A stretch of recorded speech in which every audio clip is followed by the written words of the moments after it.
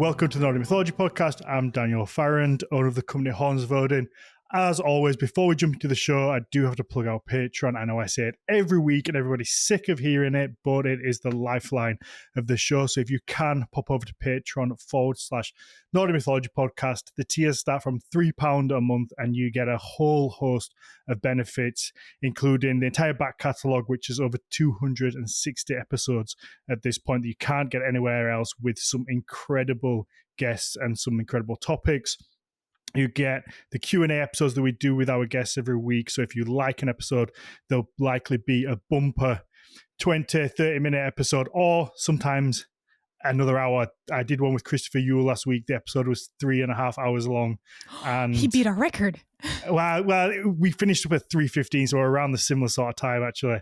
I don't know which one exactly went longer, but we did an extra hour as a Q&A. So sometimes it is like a full other episode. And you also get the Viking smut episodes that myself, Mags, and Claire do, where we look at amateur Viking erotica. And sometimes it's good, sometimes it's bad, but it's always a good time, is what I'm going to say. And sometimes we get rickrolled. Yeah, sometimes we get trolled.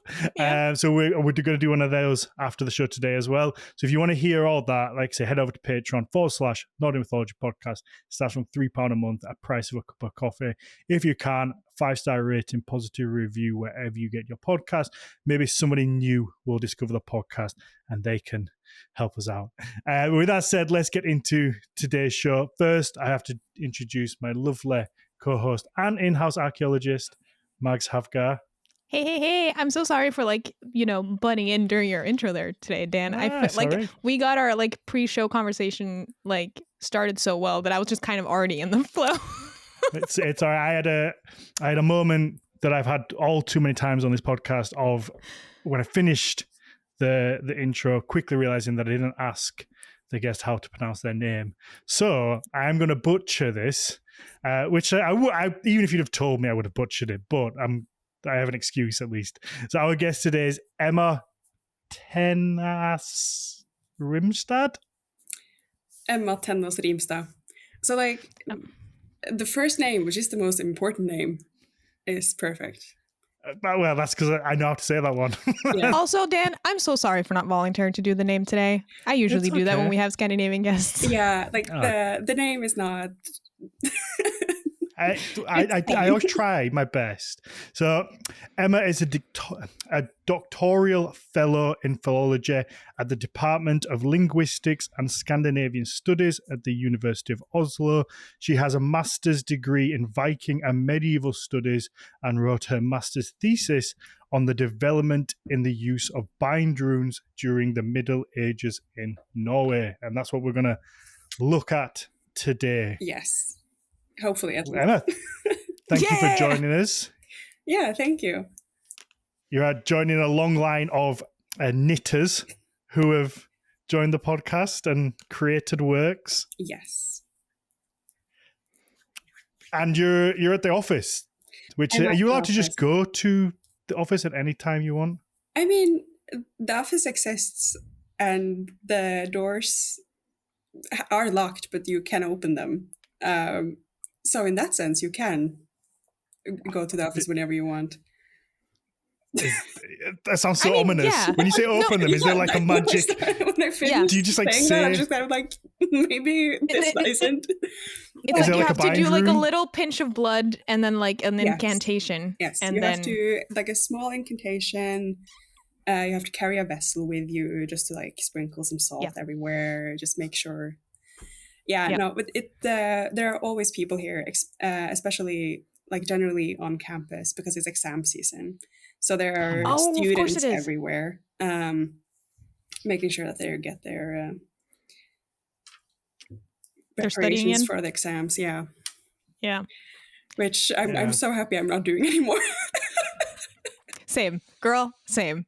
Oh my gosh, what a thing to not have to go through anymore. Yeah. And also, I don't know if you experienced this, Ema, but I felt like as soon as I was, because if I remember correctly, okay, let me kind of rewind a little bit. Yeah. For those of you who don't know, we talked about this in the pre-show, but Ema and I met, what was it? We were both kind of iffy on the time, but a couple of months ago, I think, wasn't it? I actually think that it's like something along those lines. To post-summer, pre-wintry weather. Yes. Yeah. At a course, and we just kind of ended up sitting next to each other for the entire week of that course. And we were just kind of like, sometimes I have that experience with people. I was just kind of like we had, Dan, where I was kind of like, hey, you're a cool person. Let's just hang out.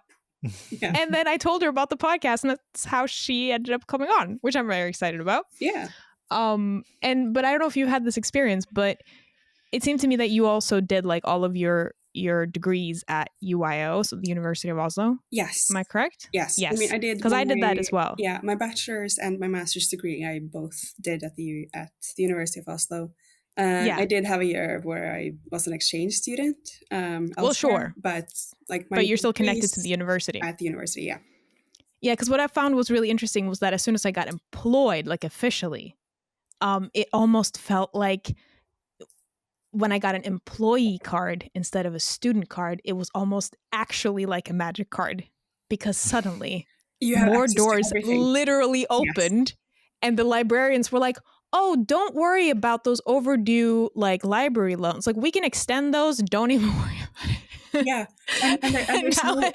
And there's no limit to how many books you can borrow from the library, I'm pretty sure that when you're just a student, the maximum amount of books that you can borrow at any given moment is like 13 books.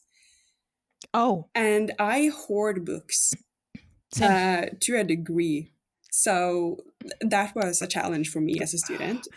It was a joke that I missed, an obvious joke there. You said to a degree, and I it was there, and it just wouldn't come out quick enough. You're on it though, Dan. Even the fact that you just mentioned it. Yeah, because I did not think that. Think about it. I was like, oh, is there? All right, so we're gonna talk about runes, which I think is one of the most hotly contested, discussed, argued about topics from the entire Viking Age in my kind of time lurking in. I say lurking, I comment too much, so I don't think it classes lurking. In Facebook groups, I see so many people arguing over how to write runes, whether people constantly saying runes are phonetic, don't just transliterate English using the runes, and you have to translate it into Old Norse first, and no double runes, and so on and so on and so on and so on. There are so many rules that people have applied to this topic and vehemently argue and are quite nasty about people's tattoos usually.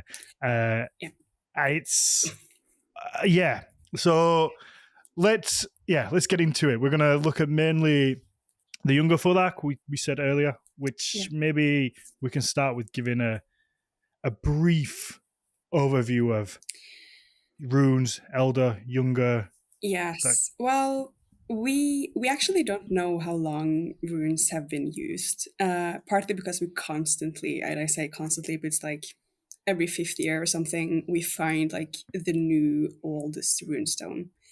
Like when I took my bachelor's degree, the general consensus was that it, like the oldest runestone at that time was dated to around 200 AD.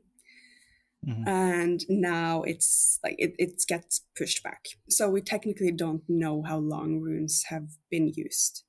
And there are different theories about the origins of the runes. I'm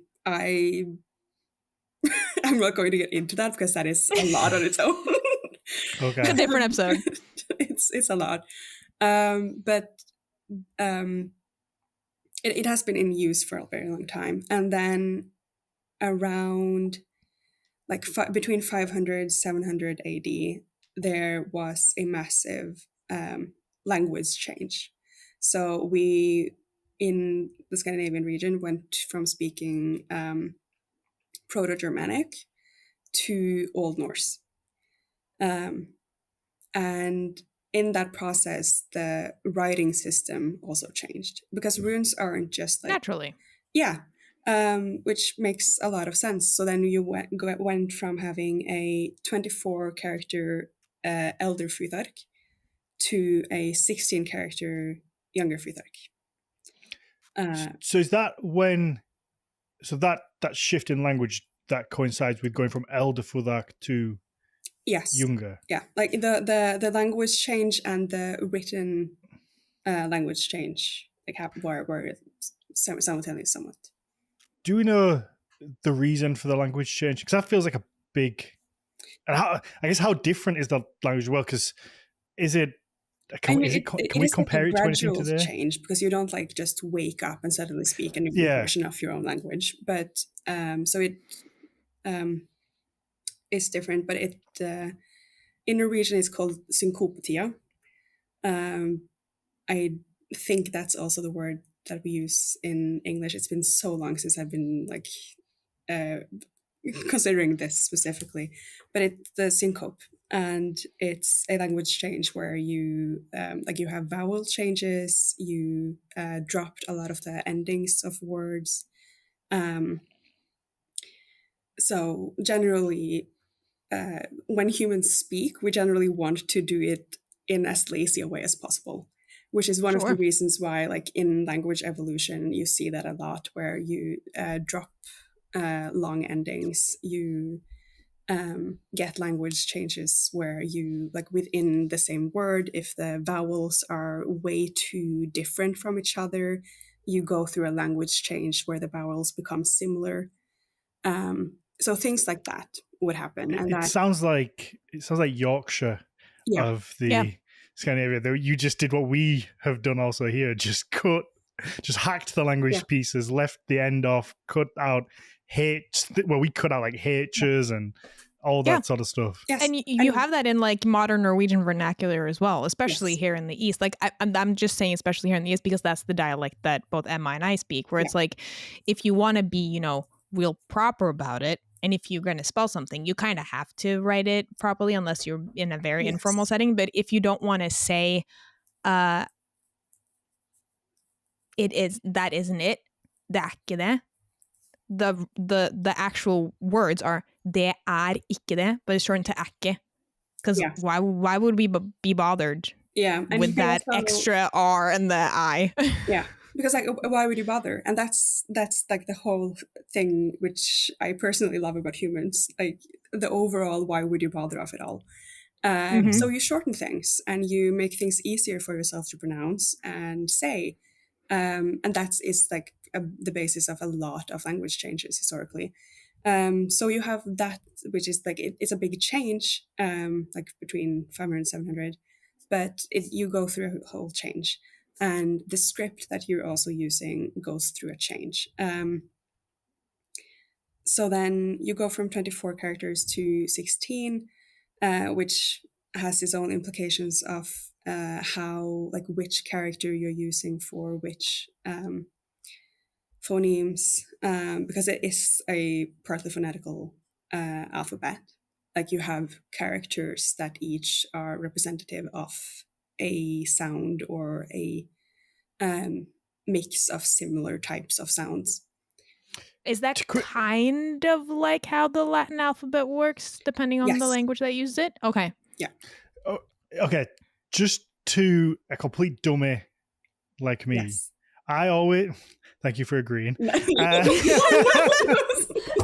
only joking. You have just been victimized by Dan's insistent... what's it called? I lost the word. Before self-deprecation.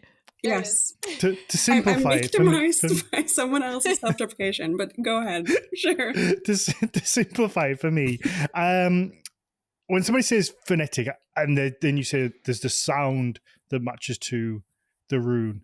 Yes. How's that different to A and the letter A? Like, because when people say that, I always think like, but aren't all languages phonetic? Isn't English? Aren't I just pronouncing the letter that I see?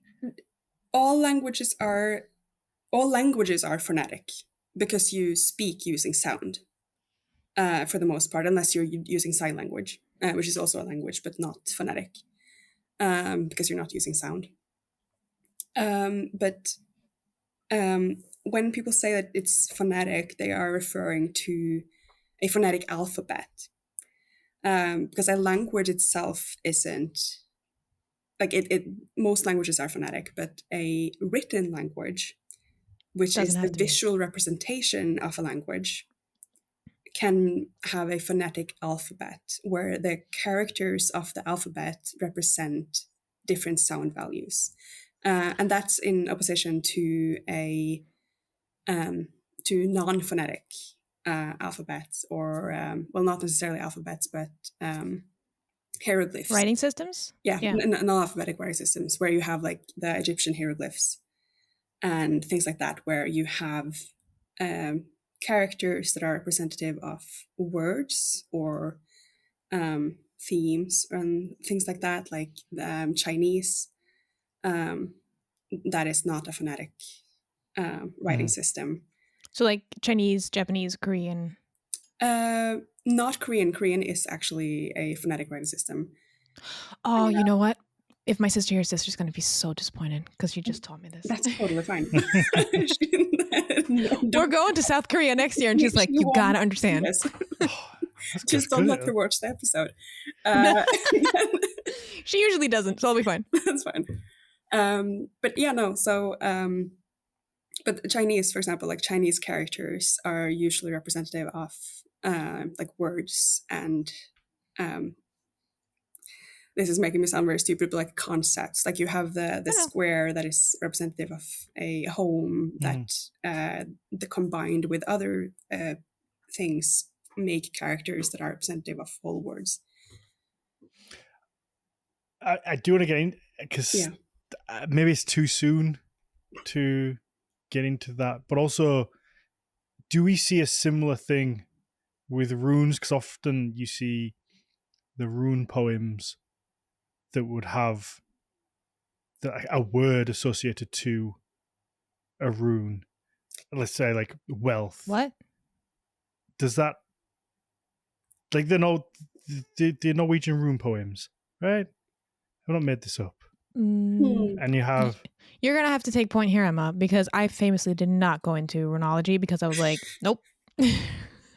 Yeah, no, You might be right, Dan.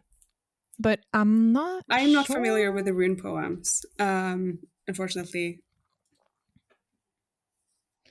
So this is it's please send me a link. 17th century of a 13th century manuscript. Anyway, carry on. I'll see if I can find what I'm thinking of. See if you can find it. But so essentially, the runes are a way of putting sounds in something visual. Yes. Yeah. Okay. Which is also the same as the Latin alphabet that we use in our day-to-day lives. Which is one of the reasons why, like, if people are arguing about whether or not runes are magical, they are equally as magical as the alphabet that we are using in day-to-day. Yeah. It all depends on what you put into it. It depends on what you put into it and what you're writing. Like if you're writing something for the purposes of it being invoking magic or something like that, then it would have been written for that purpose. But the writing system itself is not anything inherently magical. Yeah. Okay. So this kind of thing, but this is an Old English one. I don't know if I can zoom in on it. And but I'm sure I've seen them for like a Norwegian. You've got like the rune, but then you'll have like a word that says that it represents like wealth, and then there's like a little ditty that goes with it. Right. That to me, because I'm not very familiar with this at all, it looks very similar to the like a grammatical tradition where you have letters and you argue that things are representative of other things because the writer of that manuscript has an idea and a concept of that being the case. It might be, might not be. I believe it's like this idea of it's where the runes got their names from, I think. Yes. But anyway, Yeah. Yeah. It's it might be something that particular writer came up with that. It might be something that is like a part of the cultural sphere of his time. But people use runes day to day. And I don't think that an everyday person would be thinking about that actively. Okay. Even if it was a thing that people, that was like a general consensus of the time. So there's no unified idea that runes also represented this individually would represent a meaning or a word or like kind of like a hieroglyph would. Maybe, but not necessarily. Okay. Because what's kind of interesting about that question, Dan, also is that I imagine like looking at it from both, a linguistic and historical archaeological point of view, it's kind of difficult to answer that question, I would imagine, because we're talking about so many centuries. Yes. In which these runes were in use. Thousands of years. Yeah. Yeah. So maybe at some points that could have been the case, but it's hard to say whether that was a through line through the entire usage of it. Yeah. Okay. Like that's one of the issues with it generally. I have to get my yarn. But it's difficult to say that something is the case at any given moment and then generalize that for a time span of 1,000 years. Yeah. Like we are like from what we know, we have like two millennia, or like 1 millennium at plus 1.5 that we are talking about, like from year like 0 to 1500.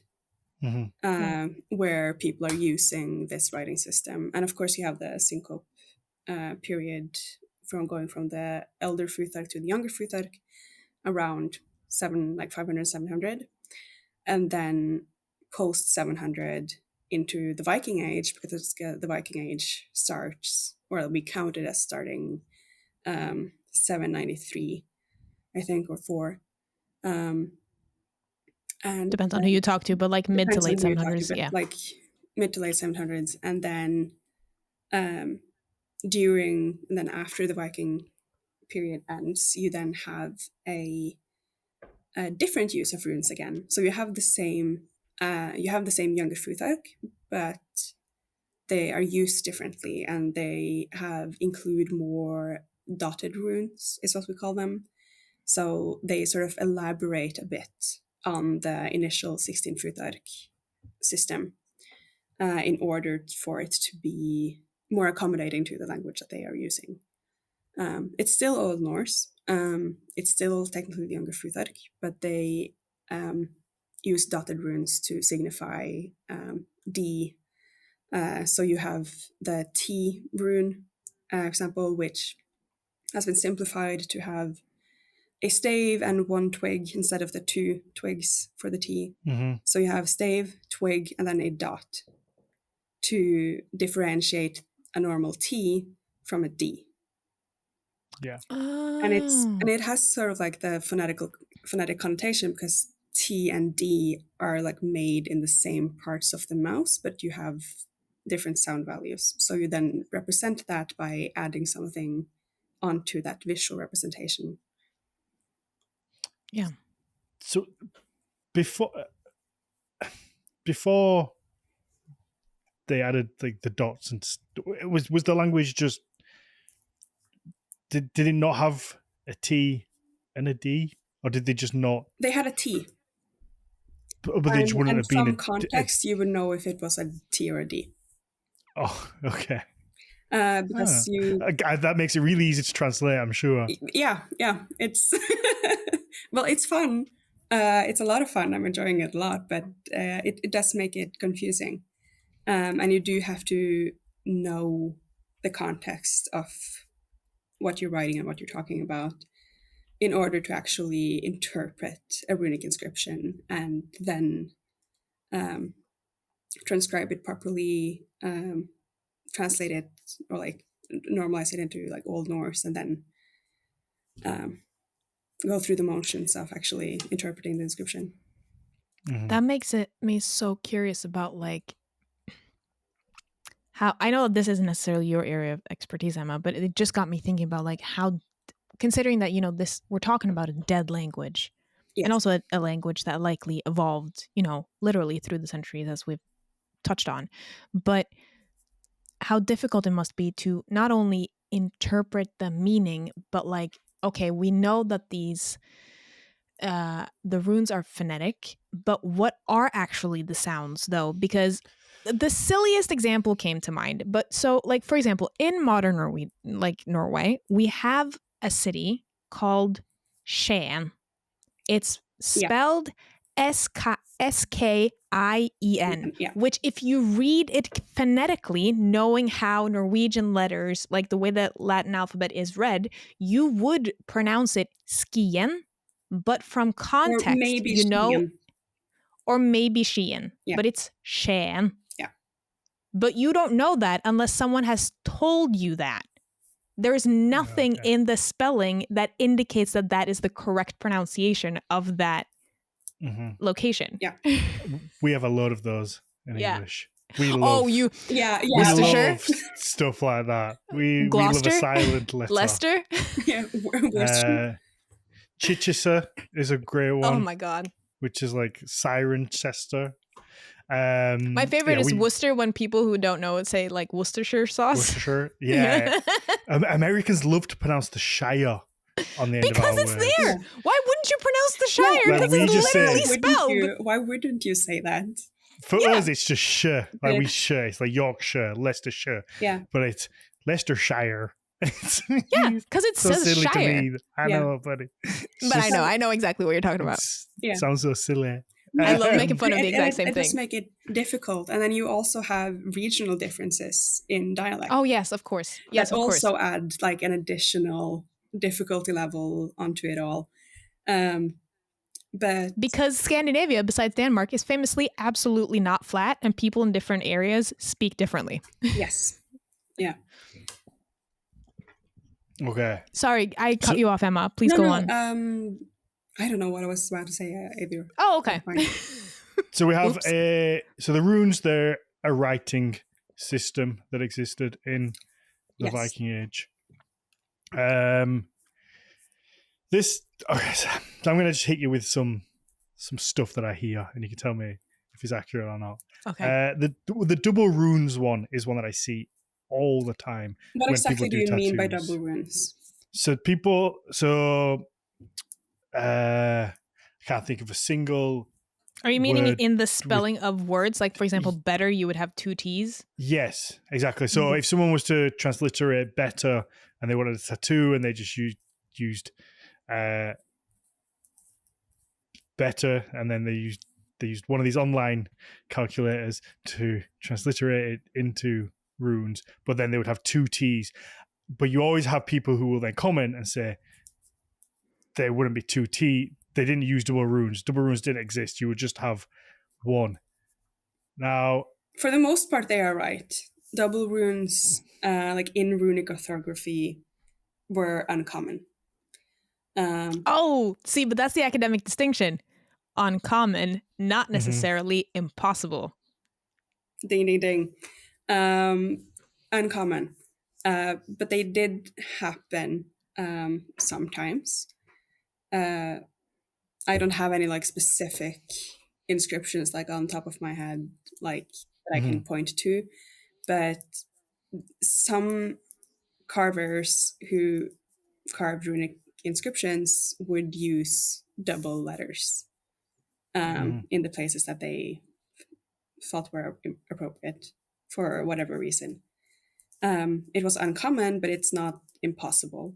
And then moving into the Middle Ages, you see it happening more often because of influence from the Latin script and the Latin orthography. Okay. Cool. I'm so sorry to ask this far into the episode, by the way, but could you quickly explain what orthography is? Because I've just been saying, yeah, of course, but I don't actually know what that means. That's totally fine. It's kind of like the norms of the writing system. Okay. So the way that things are written is the orthography of it.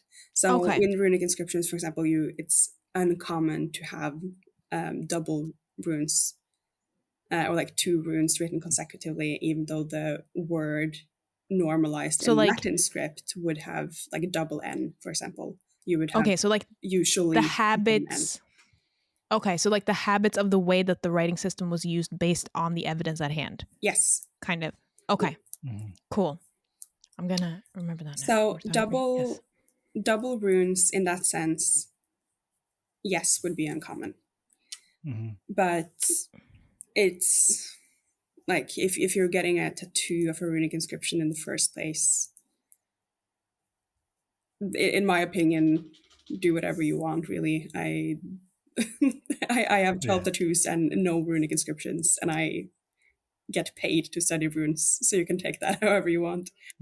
I will admit I do have a runic tattoo inscription, but it is but literally taken.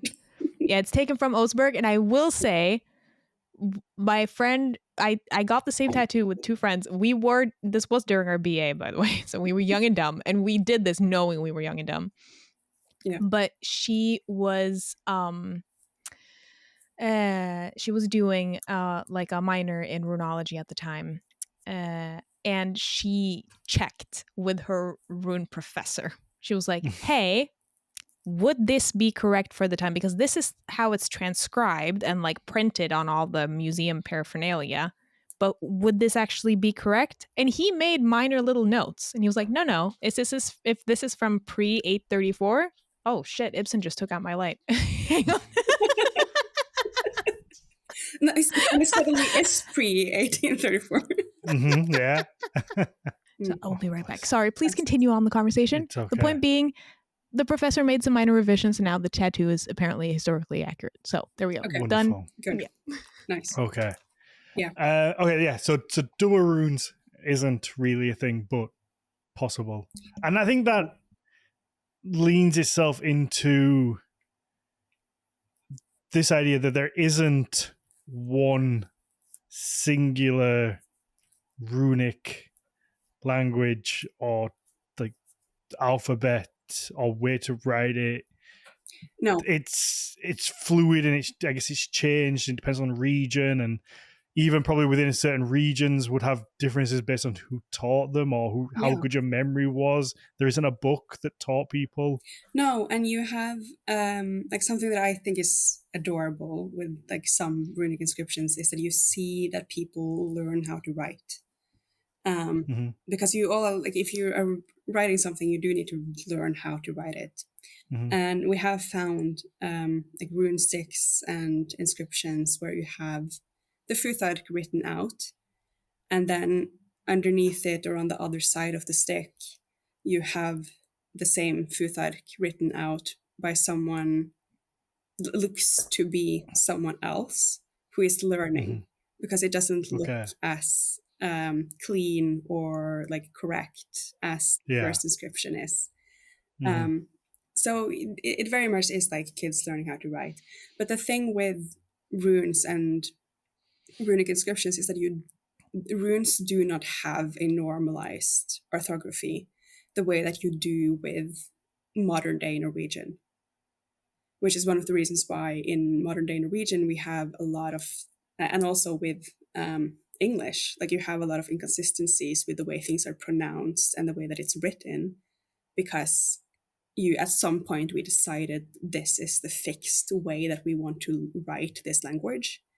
And then you have people speaking it, and people speaking a language do not speak and are consistent in the same way that you want, that you have decided that you want the written language to be consistent. But with runic orthography, you have people speaking the language and people writing the language, both being inconsistent in the way that they are writing and speaking. So sometimes the way that things are written can be very indicative of how they would have pronounced certain words if they write it very differently from someone else in another region. So you can usually recognize that it's the same word based on the letters in the word, but maybe they use some different vowels or some different consonants that indicate that there's a pronunciation change or variation in the language. Yeah, I think it's so fascinating because it is something that people love to get tattooed. So I think with that, but then when you want to get something tattooed, you want it to be correct, but there isn't really. No, unless you're getting a very specific runic inscription tattooed on you, like a runic inscription that has been found, that has been dated to a certain time period, that you think is just, this is an amazing runic inscription, I love this so much. Like one of my favorite runic inscriptions is an inscription that says stone on a stone. I think it's adorable. I think it's very human. I love it to death. I'm not going to get that tattooed on me because on my body it would make no sense. Because the context of it is very, definitive. Yeah.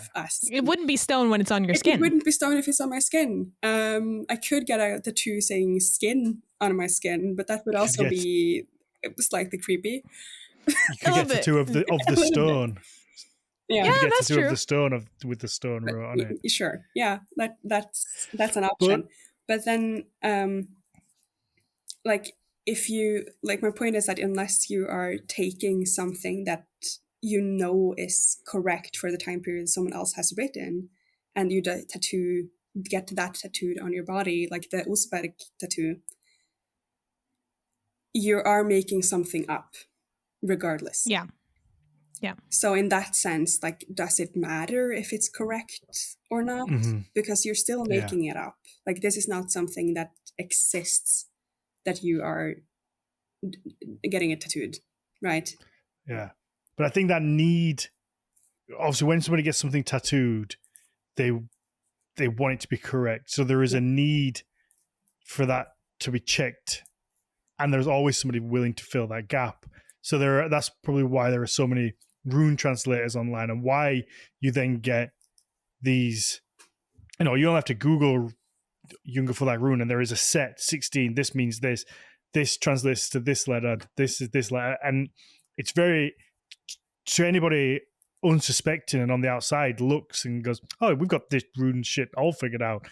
A is this, B is this, because it's probably been driven by that need for it to be correct by people wanting tattoos, and rather than it being allowed to be as open as it is. But it's not just people like nowadays who want to get tattoos with runes. Like this runology as a field started in like 1600s because people started having an antiquarian interest in it. And then you have like the classic thing of the time where rich men who didn't have anything better to do would like go out into the forest and look for rune stones, and they would sometimes destroy them. Even like they would do casts of inscriptions and then take them off, and in the process of taking them off would destroy the stone underneath so that it's now illegible. And sometimes the casts are illegible even, so like the only thing they did was destroy something. But a lot of people at those points of time, like several hundred years ago, had an interest in what was correct as well. So it is a very human thing to want something that you like and enjoy and want to keep to be right. But I think a lot of people want it to have a factual correct answer and not like an ambiguous answer. And unfortunately, when it comes to a lot of things that are like concerning things that are so long ago, we don't have one correct answer. It's going to be ambiguous. So then if you're looking towards something that is like one direct answer, it's most likely going to be wrong. not because it doesn't like it isn't necessarily like built on theories or opinions of others or is heavily researched, but it's ignoring the fact that there are other options. Yeah, it's a fascinating subject, and it always gets linked to magic, I guess, as well. And can we pinpoint when that happens? 'Cause I guess looking at it, when you look at it, it kind of looks English. You know, some of the letters represent what look like English letters, or like they look recognizable to a degree, but it's not, and it's, I guess, from a time that we don't really understand. And it just, but you guarantee if you have a film and they have something witchy going on, they're always going to use runes. They always use runes. Always. And it is partly, I mean, in my opinion, it's mostly like the exoticization, or I'm not sure if I pronounced that right, but like exoticizing the language and the past, really. So you have like things that we know are old, and we subscribe this belief and sort of project magic onto it because we don't understand this, so it has to be different. Even though runes and runic inscriptions are just like for a lot of portable objects like brooches and things like that, a lot of people would write their names on it, the same that we would have name tags on our clothes now. So sweet, isn't it? It's exactly the same thing. It has exactly the same function, and it's very likely done for the same purpose, that you're saying that this thing is my thing. Please don't take my thing, right? Yeah. And it's, again, it's very human. It's not necessarily magical. No, but I guess if you look at it and you don't understand it, it looks weird. So it could say anything. Yeah. And then runes are obviously associated with a pre-Christian people who, again, would then be associated with that kind of unknown, that witchy, that pagan, so often satanic kind of thing would be all whipped together. Yeah. And that's also because like we don't understand this, so then it has to be this other thing. It can't just be nice and innocent like a name. Yeah. It can't be something nice and innocent. It has to be something else entirely. But a lot of runic inscriptions are memorial inscriptions. Something that is written like Emma had this stone raised for Maggie. Dan carved these runes. It's an incredibly common inscription. There are like thousands of like different iterations of those with like slightly different word choices, different names, of course. But it's such a common thing. And I don't think anyone would necessarily argue that specifically is magic. But if you are walking past a random runic inscription, night mode. Night mode. I always said that it's time to leave. Yeah, but you would, like, okay, you might be employed, but girl, please. Yeah, this is too much.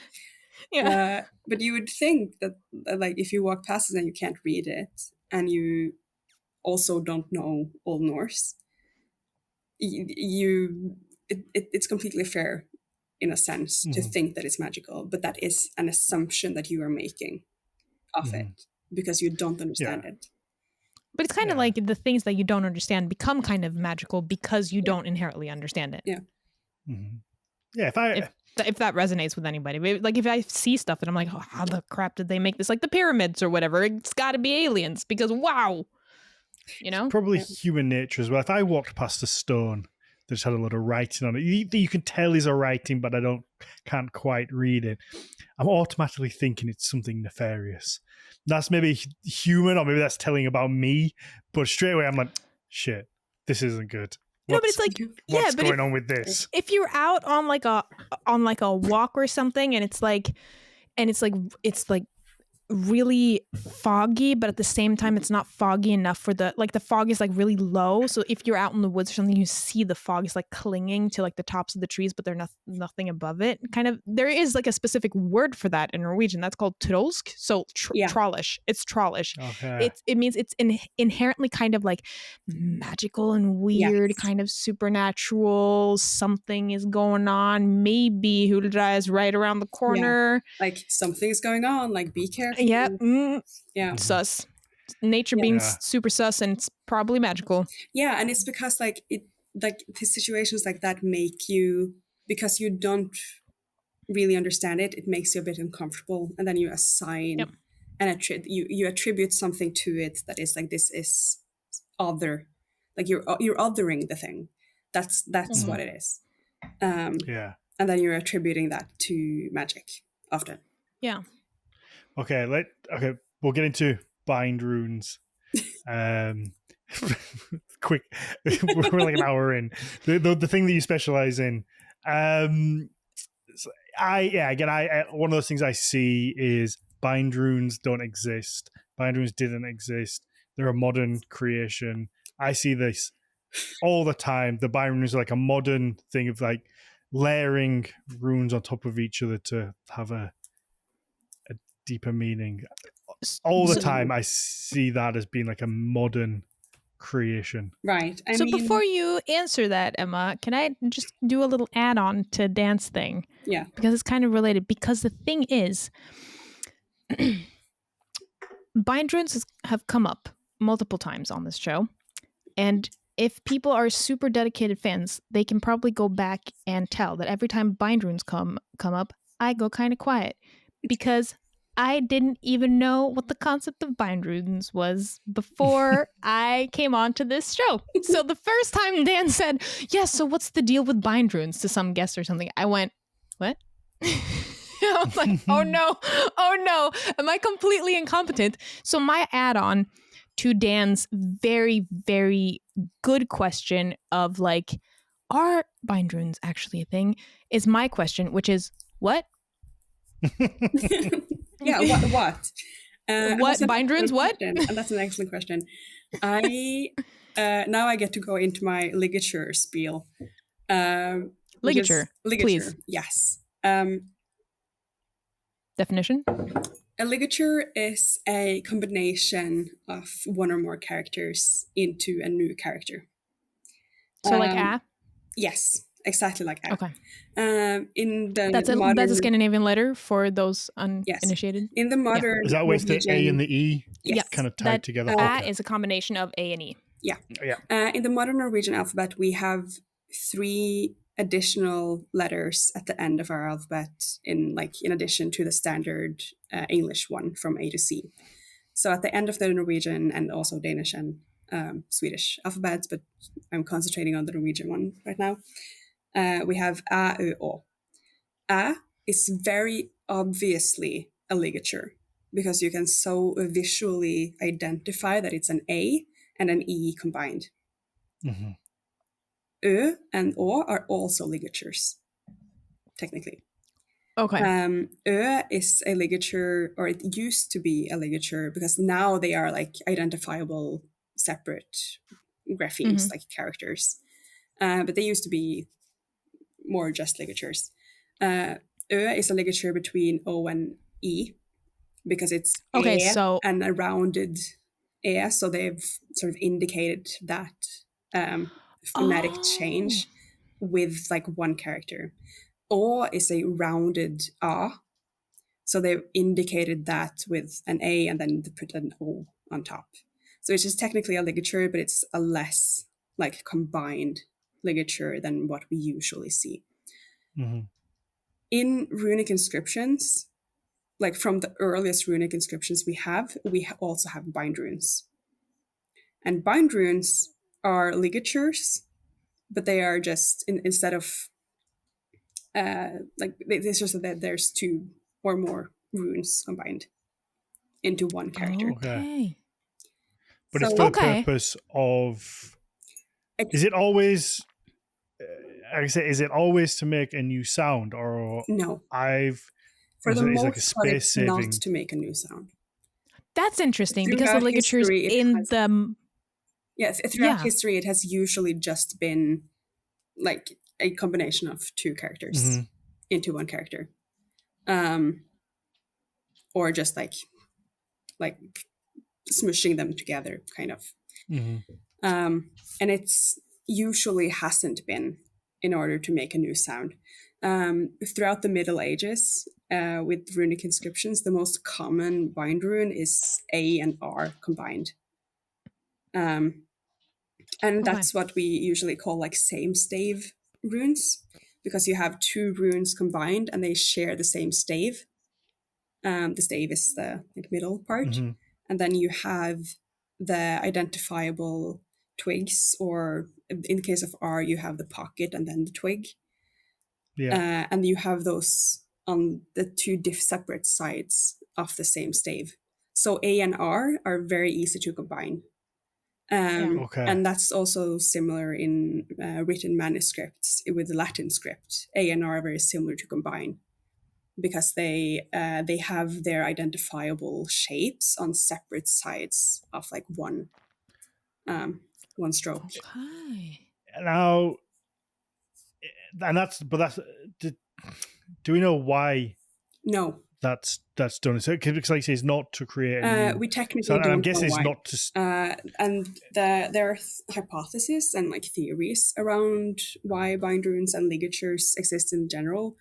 The most commonly subscribed to ones now are that it's that has the function of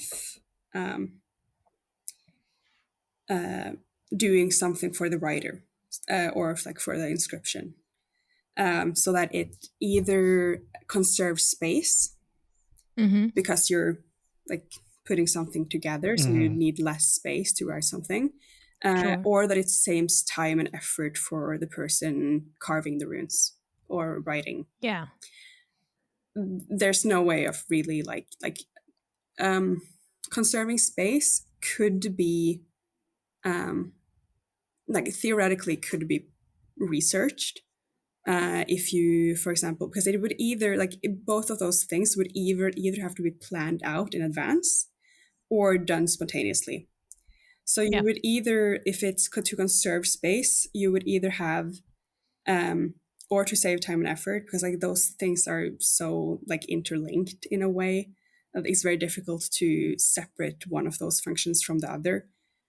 But they would either have to be pre-planned or spontaneous. And if they are pre-planned, you would have bind runes sort of evenly throughout the whole inscription.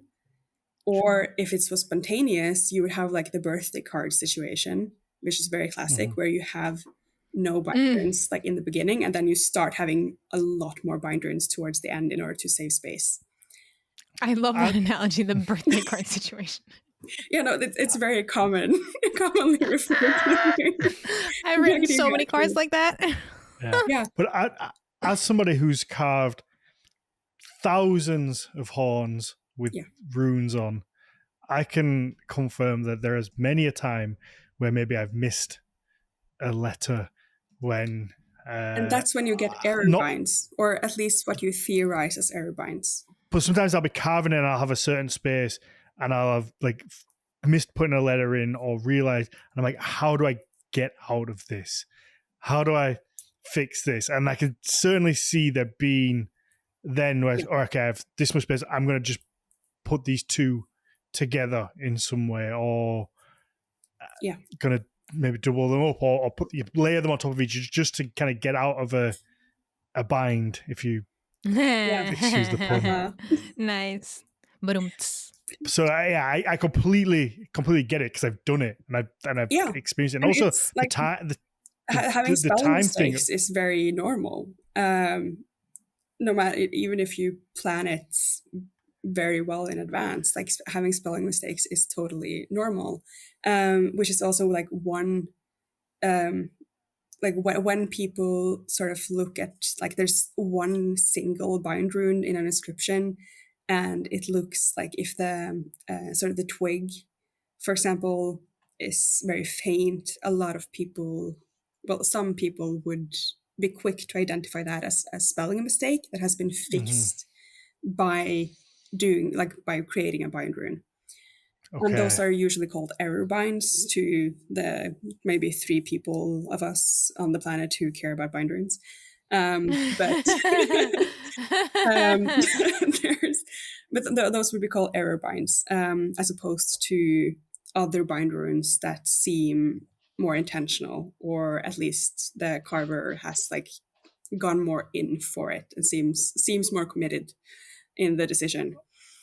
Okay. So now you're talking about like inscriptions specifically, like on stone or wood or some sort, not like rune manuscripts. Yes, because rune manuscripts wouldn't have been a thing up until people would have started writing manuscripts. Sure. And that... that makes sense. Really, yeah. It actually makes a lot of sense. When I think about it. It coincides a lot with Christianity and the introduction of Christianity and the Christian writing culture and script culture into Scandinavia. Denmark and Sweden were Christianized through the continent, so they have not as much of a vernacular tradition in manuscript culture as we do in Norway. Because Norway was Christianized through England or the British Isles, which already had a vernacular writing tradition. So we started writing in the vernacular Old Norse a lot earlier than Sweden and Denmark did. So we started writing very quickly in Old Norse and not Latin. Right.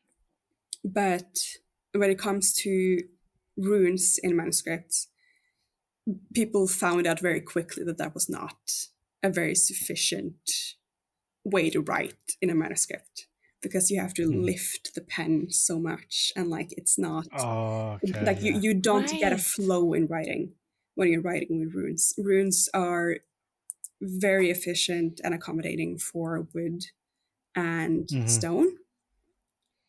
Not as much writing by hand with a pen in a manuscript. And I say pen in the academic sense of quill. But like it's not a ballpoint pen. Not a ballpoint pen. They would have been called pen regardless.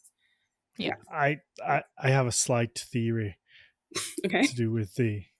I don't know why you laughed. I'm joking. I'm kidding. To do with the elder Futhark and the younger Futhark when it comes to carving, because again, somebody who's carved a lot of both, there is a distinct difference between younger eliminating the runes that are problematic to carve. I don't know whether this has been studied by anybody or checked, but like you have a lot of in the elder, you have a lot of runes that will, let's say, like, is it Degaz? That's like 2 lines and a cross that goes. Yeah, there's a lot of crossing going on. Yeah, and so you end up with these small pockets that fucking fall out. Yeah, on like material. So wood, horn, stone, I imagine would be the same. So these small pockets fall out. Now you don't really find any of them except maybe like the R and the B in R and B in a younger Futhark. Yeah. So they're the only pockets. 2. The really problematic ones would be, I think it's Degaz and Menaz, if the names are so. But they're the ones where you get these tiny little ones, and they used to always fuck me off because they would fall out. See, so this I have is a theory. Why practical experience and experimental archaeology is so important, because there are certain things you won't get unless you physically apply it.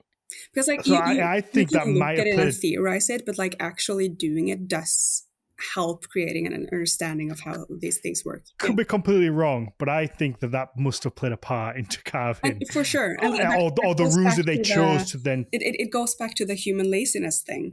Because like why like those 2 lines and then the cross, it's so much easier to draw 1 line and then 1 little bit. Yeah. It's a lot faster. It's not just a lot easier. And I think just not necessarily laziness, but for the sake of efficiency and Yeah, but application, that is, it's like it's gonna.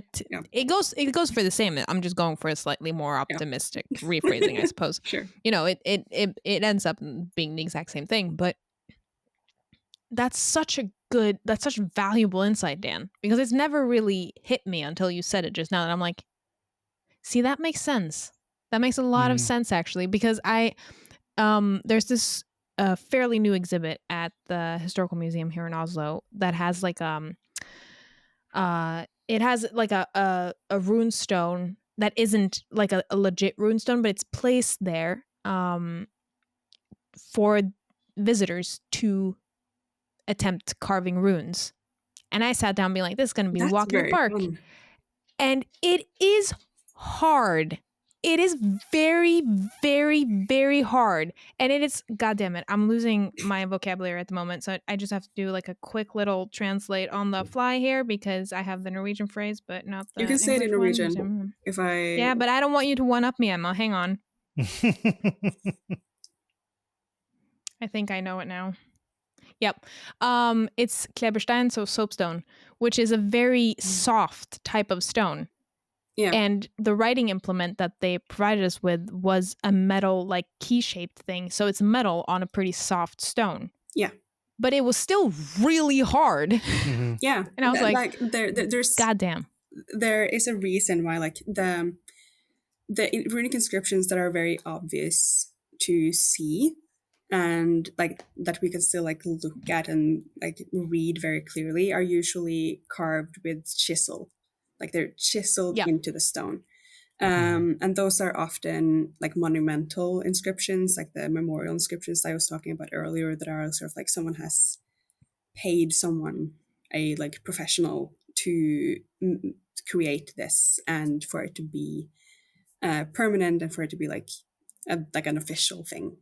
But a lot of inscriptions are like on wood, of course, like you have knife inscriptions, but you also get inscriptions that are likely carved by a knife on stone.